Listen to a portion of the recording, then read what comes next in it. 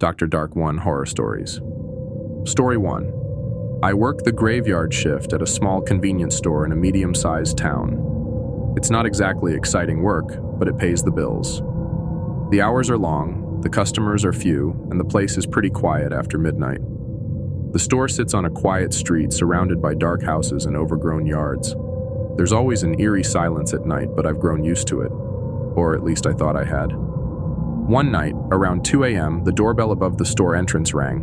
One of those old-school chimes that sounds too loud for its own good. I looked up from my phone, half expecting another trucker or maybe some late-night stoner. But there was no one. Instead, I saw a package sitting by the door. It was a large box, coffin-sized, wrapped in plain brown paper. No address, no return label, just the words, "For Lena," written in black marker across the top. My name. It felt odd, but I shrugged it off. Maybe it was a mistake or some online order that got misdelivered. I bent down and picked it up, feeling how heavy it was. Way heavier than it looked. It wasn't the kind of package you expect to find in a small-town convenience store. The door to the back storage room creaked as I opened it, and I set the box down on a shelf, trying to ignore the unsettling feeling creeping up my spine. For the next hour, everything seemed normal. The usual drifters came in for late-night snacks, and I stocked the shelves. But something felt off. The air was thicker, colder. The lights above flickered. I chalked it up to the old wiring, but it didn't stop the chill from creeping down my neck. I tried to focus on the TV behind the counter, but every few seconds my eyes kept drifting back to the package. It was still sitting there in the storage room, untouched. I don't know why I felt this growing sense of dread, but the longer I left it there, the more it gnawed at me. Something was wrong with that box, and I was sure I didn't want to find out what. Around 3:30 a.m., the power flickered, then shut off completely. The store plunged into darkness, the only light coming from the street lamps outside. I cursed under my breath and reached for my phone, using its flashlight to find the fuse box. I was halfway down the dark hallway when I heard it, a faint thud. The sound came from the storage room. I froze, my heart pounding in my chest. I hadn't heard anyone enter the store, and there was no reason for anyone to be back there. I slowly made my way to the door, my hands shaking as I gripped the handle. As I swung it open, I saw it. The box was moving. It wasn't much at first, just a slight shifting. But then it was as if something inside was pushing against the walls of the box, desperately trying to get out. The lid creaked, like it was under pressure, about to snap open. My breath caught in my throat. I wanted to run, but my feet wouldn't move. I was glued to the floor, too scared to even scream. And then I heard the whisper. It was a soft, hoarse voice, barely audible, but it was unmistakably there. "Help me." The voice was breathless, almost as if it was struggling to speak. My blood ran cold. The box lurched again, and I finally found my legs, backing away toward the door. The whispering grew louder, the voice almost frantic now. I stumbled over my feet, my hand scrambling for my phone. When I turned it on, the flashlight flickered and died. Panic flooded my mind. I fumbled for the fuse box again, but as I reached the hallway, I heard something else. Footsteps. Slow, deliberate, heavy steps that came from behind me. I spun around, expecting to see someone, anyone, but the store was empty. The footsteps stopped. I turned back toward the storage room. The box was still there, but the lid was now half open, and something dark and unidentifiable was pressing against the edges. It wasn't human. I knew that much. And I didn't want to know what it was, but my curiosity got the best of me. I took a few slow steps forward, my heart pounding louder with each movement. Then, the room went ice cold. I don't know how to explain it, but everything felt wrong. The walls seemed to stretch, the air heavy with something I couldn't see but could feel all over my skin. And the whispering? It wasn't just from the box anymore. It was all around me, low and guttural, like voices coming from deep within the earth. "Come closer," it begged. I took another step. I don't know why. I guess I just wasn't thinking straight anymore. But the moment my foot hit the ground, the lights flickered and went out again, leaving me in total darkness. The whispers were louder now, deafening, and I felt a cold breath on the back of my neck. Something grabbed my shoulder. I tried to scream, but no sound came out. The grip tightened, pulling me back, and I felt myself being dragged toward the storage room, away from the counter, away from the exit. My mind was racing, my hands clawing at the floor, but I couldn't break free. I didn't even hear the final thud. The next thing I remember, I woke up in the most disorienting position. My body was upside down, my legs feeling like they were weighted with bricks. My head was spinning, and my vision was blurred. I tried to move, but found my arms and legs stiff as though I was bound. When my vision cleared, I saw nothing familiar. I was in a dark, empty room, its walls cracked and covered in mildew. I realized I was hanging from the ceiling by ropes that weren't there before. And the strangest part? I could still hear the whispering, soft, faint, but persistent. The whispers were no longer coming from the box. They were coming from inside my own head. I'm not sure what happened that night, but I'm still terrified. I don't work the night shift anymore. I quit. But sometimes, when I close my eyes, I hear it again, the whisper. And I know whatever was in that box isn't done with me yet. Story 2. I work the night shift at a small crematorium just outside of town. It's a quiet job, lonely, but the hours are decent. Honestly, there's not much to it. Most of the time, I just sit in the small office, reading or playing games on my phone, waiting for the occasional phone call or the next body to arrive. I never thought anything strange would happen in a place like this, but that all changed on one particular night. It was around midnight when it started. The power flickered for a second, just enough to make me look up from my phone. The lights in the office buzzed, and the old furnace in the back let out a strange groan. It was normal for the furnace to make noise. It's an ancient thing. But this sounded different. It sounded like something was struggling. I figured it was just the usual mechanical issues. The furnace was old, like I said, and it had been temperamental for years.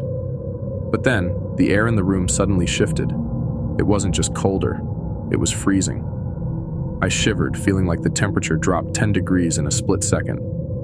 I looked up at the thermostat. The temperature in the office had plunged to an icy 40 degrees, but the furnace should have been running hot, keeping everything warm. I decided to check it out. Maybe the furnace had malfunctioned again. When I entered the back room, the cold hit me harder. The furnace's flames were low, barely aglow, and I could see faint wisps of smoke rising from the vents. I walked closer, but the closer I got, the colder the room felt.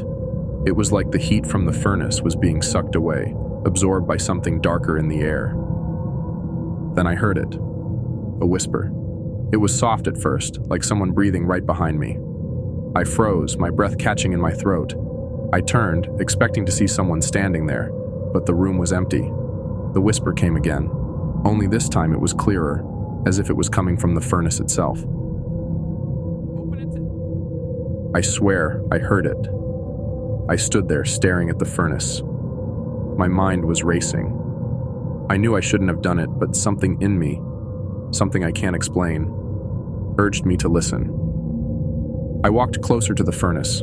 The whispering had turned into a series of strange, guttural words, unintelligible and harsh.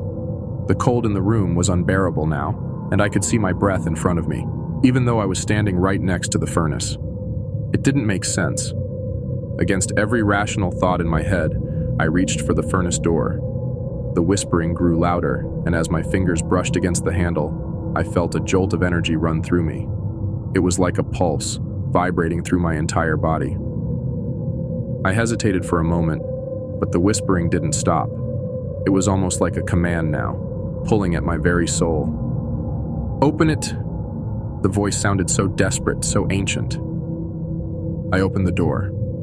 The moment I did, a cold gust of air burst out, hitting me like a wall. It knocked me back, and I stumbled, almost falling to the floor. The furnace door slammed shut behind me, and I heard a loud screech, like metal scraping against metal. My heart raced in my chest, and my hands trembled as I looked into the furnace. But there was nothing normal about what I saw. The inside of the furnace was no longer filled with the usual embers.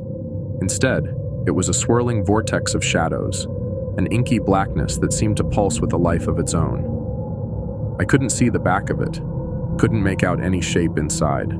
The shadows twisted and turned, as if something was trying to crawl out.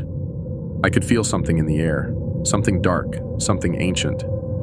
The temperature dropped even further, and I could feel an icy grip closing around my chest, squeezing the air from my lungs. I couldn't breathe. That's when I heard the voice again. "Free me." I turned around, but there was no one.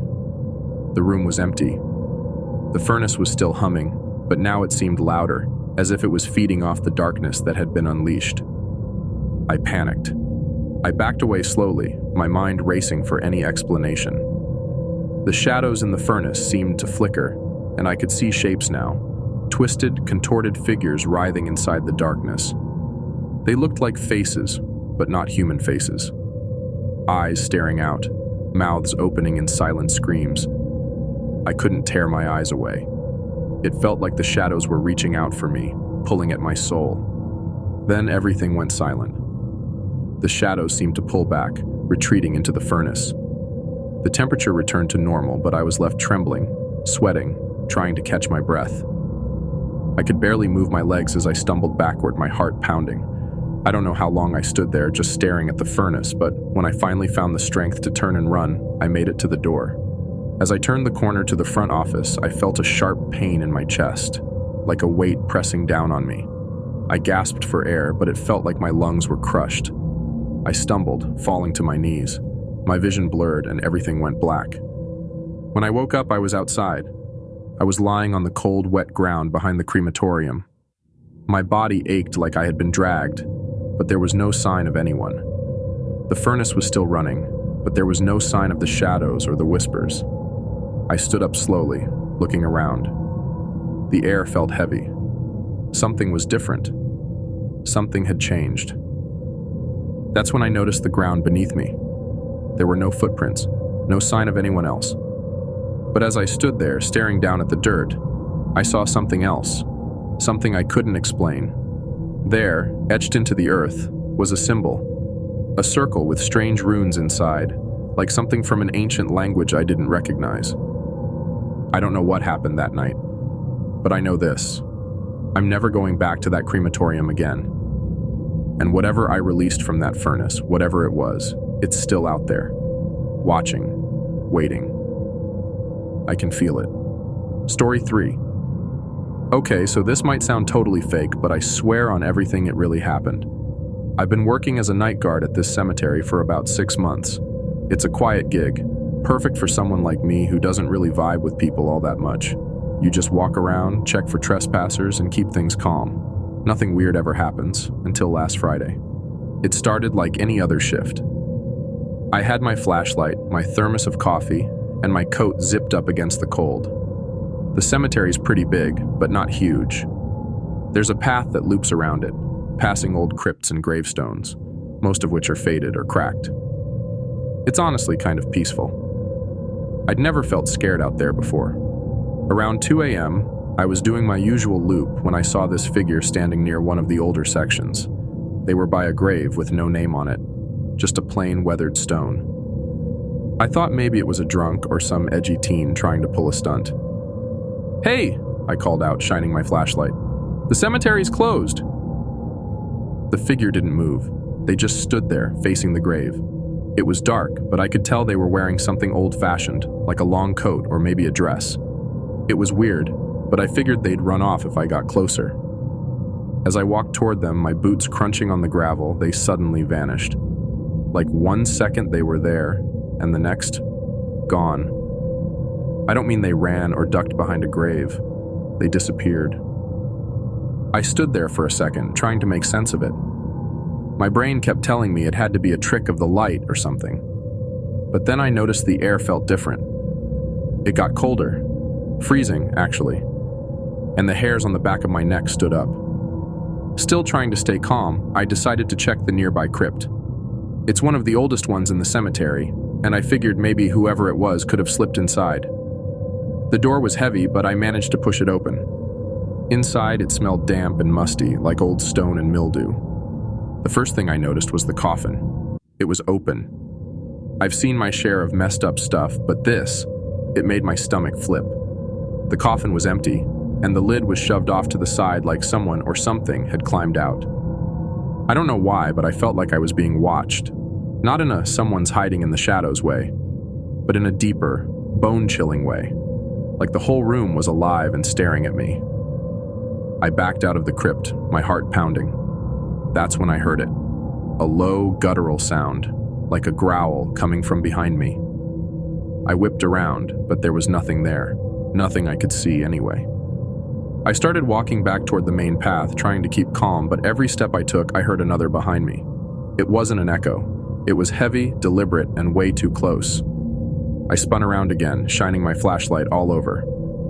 Nothing. The footsteps stopped when I stopped, but the feeling of being watched only got stronger. Then I saw it. At the edge of the path, near the trees, was a shadow. It was too tall, too thin, and it didn't move like a person. It kind of swayed, like it was waiting for me to do something. My flashlight flickered, and I swear I heard whispering. Not just one voice, but a bunch of them, all around me, like they were coming from the graves themselves. I ran. I didn't stop until I got to the caretaker's shed, locked the door, and called my boss. I didn't even try to explain what happened. I just said someone was messing around and I didn't feel safe.